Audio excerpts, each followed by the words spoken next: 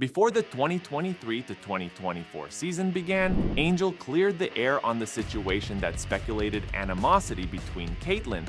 She told reporters during LSU's Media Day in October 2023 that it was always fun, always competitive. One day, hopefully they could even be teammates. Angel Reese had called her a great player, shooter, person, and teammate. Well, it's been a ride of a season, so what's changed?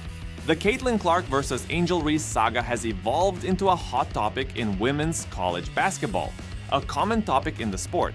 There always seems to be some rivalry between one party and the other. Their high level of rivalry has been punctuated by some defining moments, notably when they faced off against each other in the NCAA National Championship game and later in the WNBA. Earlier in April, both players were selected during the 2024 WNBA draft. Caitlin went first to the Fever while Angel was picked up 7th by the Sky. Since then, both players survived roster cuts to make their WNBA debuts. And while Caitlin has been having a rockin' individual performance so far in WNBA, the Sky are 8th in the league, while the Fever have fallen to 7th. First rising as standout figures through their respective college careers, Clark from Iowa and Reese from LSU. The duo made for fast work of becoming central figures in the sport as newbies. Clark holds the distinction of all-time NCAA scoring leader, and Reese's accolades include being named SEC Player of the Year. The recent development of their rivalry was in the NCAA National Championship game, and LSU came out with a record win over Iowa 102-85, thereby setting in stone their competitive tale, which has continued down to this day. Even though their games against each other have been very competitive, both of them have conducted themselves with respect toward one another off the court. They made it very clear that there was nothing personal concerning the rivalry. That perspective balanced out the media spotlight on their competitive dynamic, which is very beneficial to women's basketball, since it eclipses at times other great accomplishments in the sport. After their college stints, Clark and Reese continued their rivalry in the WNBA, where matchups between them have remained a staple. An added flavor to the competitive spirit are several memorable incidents, one of which involved one of Reese's teammates fouling Clark to the ground. The reaction of Reese towards the act has again churned the flames of debate about who is better between the two, Reese of course taking the heat of it.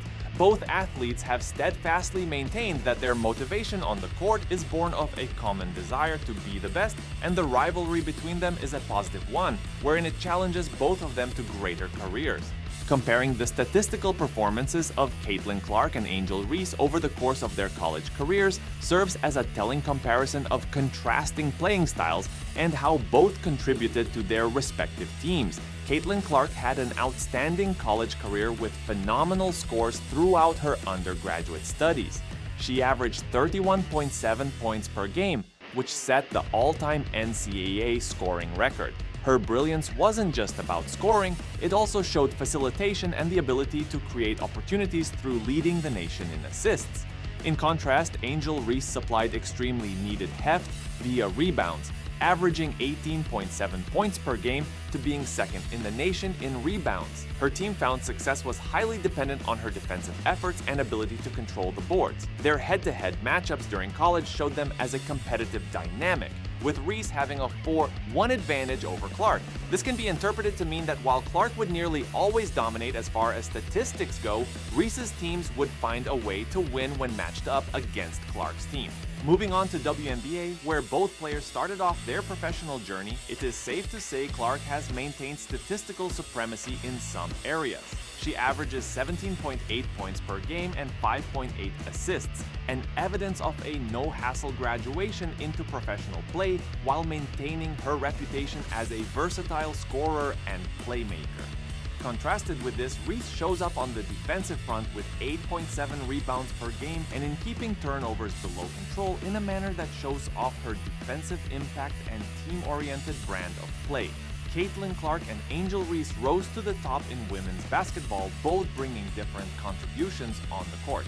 Clark's record-setting ability to score and create scoring opportunities stands juxtaposed against Reese, who represents more of a force inside by way of rebounding and overall defending. The divergent styles underscore the varied ways to succeed in basketball by focusing on how unique areas of expertise have sculpted their college and professional careers. Let's not get distracted with stats. Back to the rivalry. Caitlin Clark and Angel Reese battle has been one of the most electrifying things to get fans excited about women's college basketball under the umbrella of great talent and competitiveness. Both players, off the court, speak highly of respecting each other, further reverberating the case for highly hyped rivals in drawing more eyes and increasing sport visibility. The dynamic pairing of Angel Reese and Caitlin Clark, which started during their NCAA careers, flowed into the WNBA to create an ever-growing tale between this duo branded by on-court hardware bouts and off-court controversy. It boiled over in a recent meeting between Clark's Indiana Fever and Reese's Chicago Sky at Gainbridge Fieldhouse in Indianapolis. Well, the game itself was a tight affair and ended 71-70 in favor of the Fever. It will, however, be the events off the ball that really sparked countrywide debate and outrage among fans and pundits alike. Late in the third quarter, Sky's Kennedy Carter delivered a hard shove to Clark, which many would count as a foul, earning instantaneous reactions from fans, players, and spectators. Noticeably, however, Reese seemed to confirm what Carter was doing, and she would double down with what reads as an innocent Instagram post.